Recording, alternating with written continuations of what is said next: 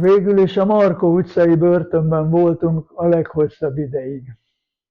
Talán 1-2 hónapot.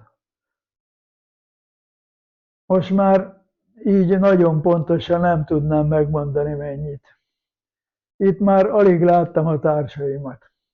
Külön zárkákban voltunk, és ezek is távol esedtek egymástól. A 3. emeleten voltak a fiatalkorúak, sok zárka volt, de mind tömve gyerekekkel, fiatal srácokkal. Köztük egy felnőtt zárkaparancsnok.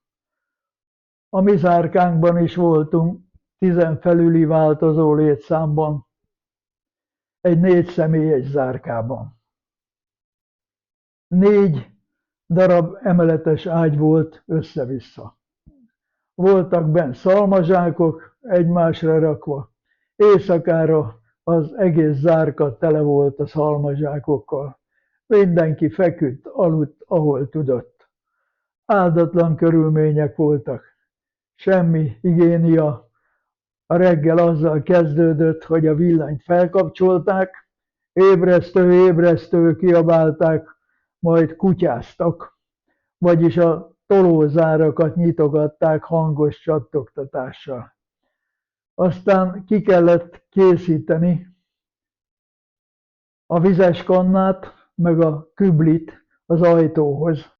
Így fogalmaz Gödi-Vas István a Magyar Golgota című festményéről, amelyik harmadik festészeti korszakának az 56-os sorozatnak a 8. alkotása.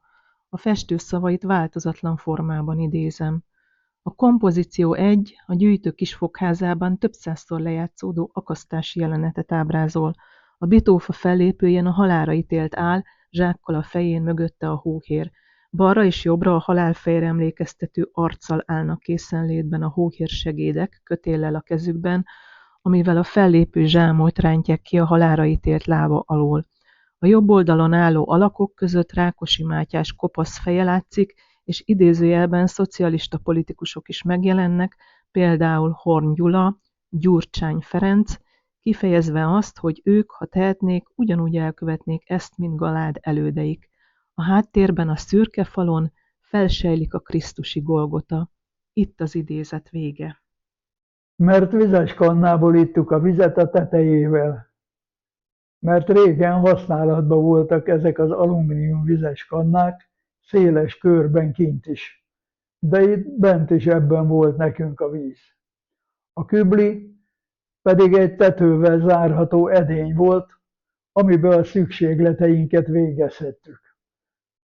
Tehát kikészítettük a vizes kannát, kikészítettük a küblit, amiket aztán a folyosói szolgálatot adó naposok elvittek, megtöltöttek, kiürítettek, visszahoztak.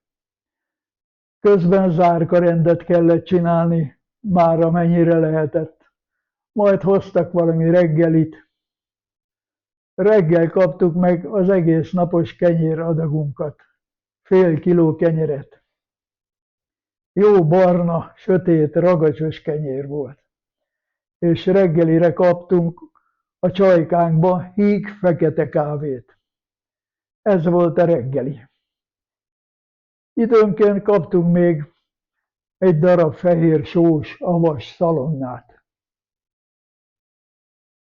Azt a kenyeret pedig úgy osztotta be mindenki magának, ahogy akarta. Hát én nagyjából szinte az egészet megettem már reggel. Volt ebéd és vacsora, sárga borsó főzelék, rántott leves, meg ilyenek. De a kenyér az olyan volt, hogy abból gyurmáltunk magunknak például sakkbábukat. Aztán sakkoztunk velük. Naponta sorakoztunk az árkák előtti függőfolyosón, s vittek minket egy félórás sétára a börtönudvarra, aztán vissza az árkába. Mi fiatalkorúak a 3. emeleten voltunk, fölöttünk a 4. a nők. Mindig lestük őket, mikor sétára vonultak, s ott láttam a Tóth Ilonkát egy pillanatra, az árkaajtó feletti 4-szögletes szellőző nyíláson át. Tehát így telt az idő ott napról napra. Már nem hallgattak ki minket, mert amit tudtak, azt már mindent kiszedtek belőlünk. Belőlem ugyan semmit, de ott már nem voltak kihallgatások. Párját ritkító különleges élmény volt a számomra, amikor egy napon kinyílt az árka ajtaja, és nagy meglepetésemre Tamás Endre tanár úr, a volt felső tagozatos osztályfőnököm lépett be rajta. Őt is elhurcolták a község forradalmi tanácsban való szerepléséért, szerepvállalásáért, és úgy hozta a sors, hogy a tanár és diákja együtt raboskodhatott egy ideig a börtönben. Aztán egyszer valami miatt összekülönböztem ott a körfolyosón sorakozás közben egy másik rabtársammal, aki nem az én zárkámba volt, és egy kisebb dulakodásra került sor köztünk. Szétszedtek minket a börtönőrök, aztán még ők is jó elvertek minket gumibottal. Közben az áldatlan körülmények miatt elkezdett nőni a hónam alatt egy furunkulos is. Miután sérüléseim voltak, az őrök tevékenysége miatt levittek a gyengélkedőbe,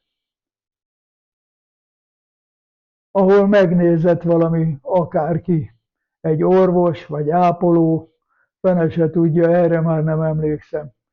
Kaptam egy kötést a fejemre, de elmondtam, hogy van egy furunkulosom is. Megnézték, és bár visszaküldtek az árkába, de nyilván tartották a dolgot, mert pár nappal utána engem ezzel a furunkulossal a Marka utcai börtönből átvittek a Mosonyi utcai rabkórházba. Ott a furunkulost megműtötték, ott kellett maradnom, és befektettek egy kórterembe.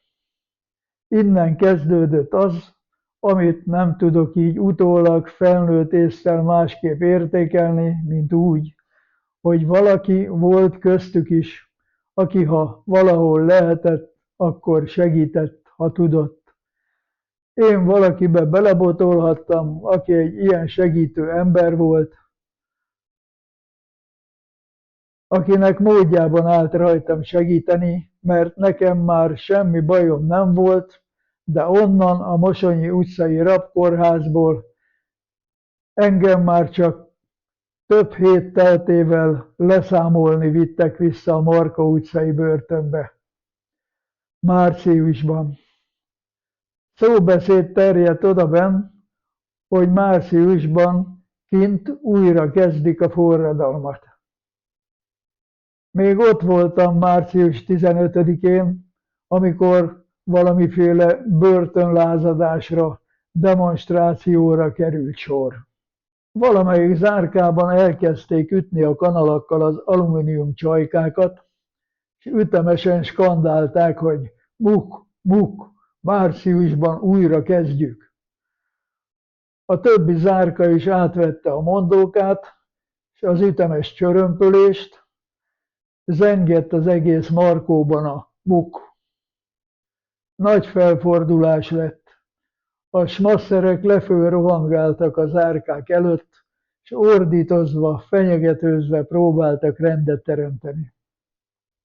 Aztán csak abba maradt a felfordulás. Csend lett. Pár nap múlva tárgyalásra vittek a társaimmal együtt, és a bíróságról kerültem aztán a Szőlő utcába, az átmeneti javítóintézetbe. Tehát addig ott töltöttem az időt a rabkórházban. Az volt a feladatom, hogy a betegeknek segítettem, akik ott feküdtek. Vittem vizet nekik, ha kértek valamit, akkor szóltam az ápolónak, odavittem, elintéztem bármit, amire szükségük volt. A betegek többsége pedig sérülésekkel, lőtt sebekkel feküdt ott. Volt ott egy olyan beteg, aki valahol bent volt egy fogdában, és ott elkezdtek énekelni, ezért kintről az őr belőtt az ablakon a fogdába, és pont ezt a szerencsétlen találta el, úgy, hogy teljesen szétment az egész csípője. Ez a beteg azért feküdt ott szinte nyakig begipszelve, mozdulatlanul. A tárgyaláson a társaimat próbára bocsájtották, szabadlábra helyezték, engem pedig, mint elsőrendű vádlottat, fegyverrejtegetésért 3 év javító intézeti nevelésre ítéltek. A Szőlő utcában tudatosodott bennem aztán, hogy megúsztam. Túléltem, annak ellenére, hogy a főutcán még akasztással is fenyegettek, amit persze egy percig nem vettem komolyan, pedig akár halálos komoly is lehetett volna. És miért te voltál az elsőrendű vádlott? Hát azért, mert egyértelmű volt, hogy én voltam a hangadó, a fő szervezője a dolgainknak, és valójában én irányítottam a kis csapatunkat. Ott voltam a Szőlő utcában talán 1-2 hetet. Az anyám és az apám 1956. novemberétől semmit nem tudhatott rólam, egészen eddig, 1957. márciusáig. Innen aztán írhattam nekik egy levelet. Anyám még itt meglátogatott engem, de aztán hamarosan átszállítottak többet magammal egy rabszállítóban Aszódra. Milyen volt ez a találkozás az édesanyáddal? Jó volt, megható volt. Örültünk egymásnak. Sírdogált kicsit, s vigasztaltam őt. Biztos megkönnyebbültek, hogy egyáltalán még a világon vagyok. Egy gyerek azért másképp fog fel mindent. Gondolom, hogy nagyon nehéz, nagyon szomorú lehetett nekik az eltűnésem. Természetes volt, hogy eljött, mert hát el kellett jönnie, mert ő volt az anyám. Hozott egy lezárható alumínium lábasban sült sertés oldalast a sült zsírjával együtt. Tudta biztosan, hogy nélkülöznem kellett a normális emberi ételeket. Egy pár napig eltartott, s közben ott rejtegettem a párnám alatt, nem hűtőszekrényben. Így fogalmaz a ma is aktívan alkotó Felsőbödön élő festő a Mi magunk című festményéről. Ez a kompozíció a nemzet, a magyarság akkori, lélekemelő, impozáns, mára már semmi vélet egységét, összefogását jelképezi. Generációk képviselői, nők, férfiak, idősek, fiatalok, terhes kismama, gyerekek veszik körül a nemzeti lobogonkat. Innen kerültél Aszódra? Igen, innen. Egy szép napon bejelentették, hogy visznek minket. Jöttek értünk, és mennünk kell. Szedjük össze a dolgainkat, és indulás.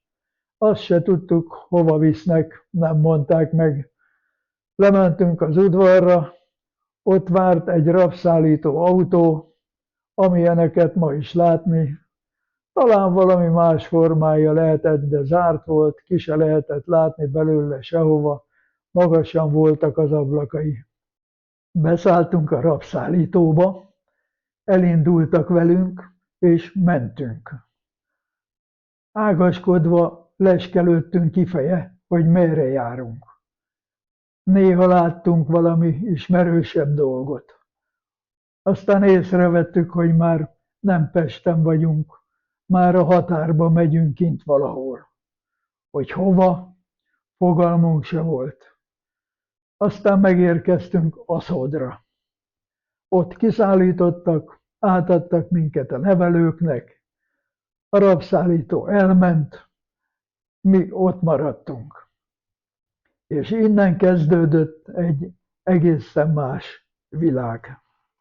Köszönöm szépen ezt az egyszerre szívszorító és izgalmas beszámolót. Nagyon kíváncsiak voltunk, hogy pontosan hogyan folyt ez az 56-os időszak, amikor te börtönbe kerültél. És hogy miért pontosan.